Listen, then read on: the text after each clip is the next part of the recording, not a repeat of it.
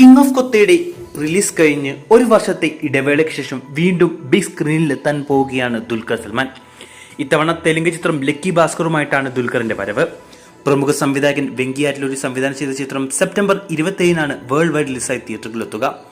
Financial thriller ജേണറിൽ ഒരുക്കിയ ചിത്രത്തിന്റെ ടീസറിന് മികച്ച പ്രേക്ഷക സ്വീകാര്യതയായിരുന്നു ലഭിച്ചിരുന്നത്. അതുകൊണ്ട് തന്നെ ഈ ചിത്രത്തിൽ പ്രതീക്ഷകൾ ഏറെയാണ്.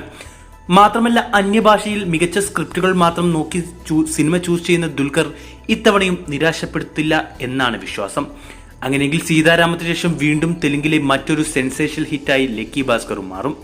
കിങ് ഓഫ് കൊത്തയുടെ പരാജയം ദുൽഖറിനെ ചെറിയ രീതിയിൽ ബാധിച്ചിട്ടുണ്ടെങ്കിലും അതിന്റെയെല്ലാം ക്ഷീണം ഈ ഒരൊറ്റ സിനിമ കൊണ്ട് തീർക്കുമെന്നാണ് ആരാധക പ്രതീക്ഷ. യുവതാരം മീനാക്ഷി ചൗധരിയാണ് ലക്കി ഭാസ്കറിന്റെ ദുൽഖറിന്റെ നായികയായി എത്തുന്നത്. ബിഗ് ബജറ്റിൽ സിതാര എന്റർടൈൻമെന്റ്സ് നിർമ്മിച്ച ചിത്രത്തിന്റെ ഒഫീഷ്യൽ ട്രെയിലർ വൈകാതെ പുറത്തുവിടും. ഒരു വർഷത്തെ ഇടവേളയ്ക്ക് ശേഷം തിയേറ്ററിലെത്തുന്ന ദുൽഖർ സൽമാൻ ചിത്രം എന്ന നിലയ്ക്ക് ലക്കി ഭാസ്കറിൽ നിങ്ങൾക്കുള്ള പ്രതീക്ഷകൾ കമന്റ് ചെയ്യും.